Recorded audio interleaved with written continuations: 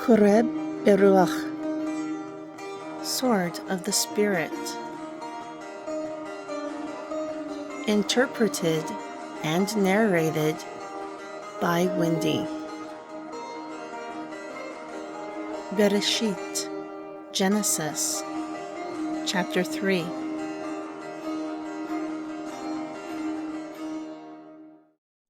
And Adam knew JAHUH, his wife. Then she conceived and bore Qajin, possession. And she said, I possess a man, he exists. Again she bore his brother Habel, empty. And Habel was a keeper of sheep. But Qajin was a tiller of Adamah. And it came to pass during a period of time, Qajin brought an offering unto yahuah from the fruit of Adamah. And Habel he also brought from the firstlings of his flock, and from the fat of it.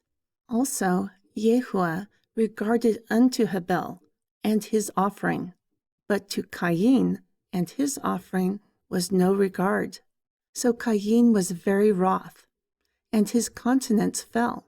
Therefore yahuah asked of Qajin, Why are you wroth, and why has your countenance fallen?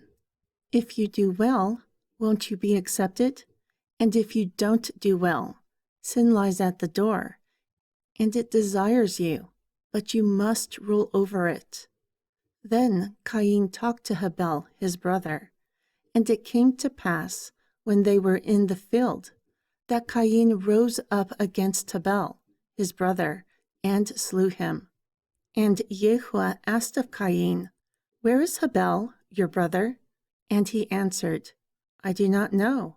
Am I my brother's keeper? Then he asked, What have you done? The voice of your brother's blood cries out to me from the Adamah. Now you are cursed from the Adamah, which has opened her mouth to receive your brother's blood by your hand. Henceforth, when you till the Adamah, it will not yield her strength to you. A fugitive and a vagabond you will be in the earth. However, Qajin said unto yahuah, My punishment is greater than I can bear. Behold, you have driven me out this day from the face of the Adamah. From your face I will be hidden, and I will be a fugitive and a vagabond in the earth. And it will come to pass that everyone who finds me will slay me. Then yahuah said unto him, Therefore, whoever slays Qajin, vengeance will be taken on him sevenfold.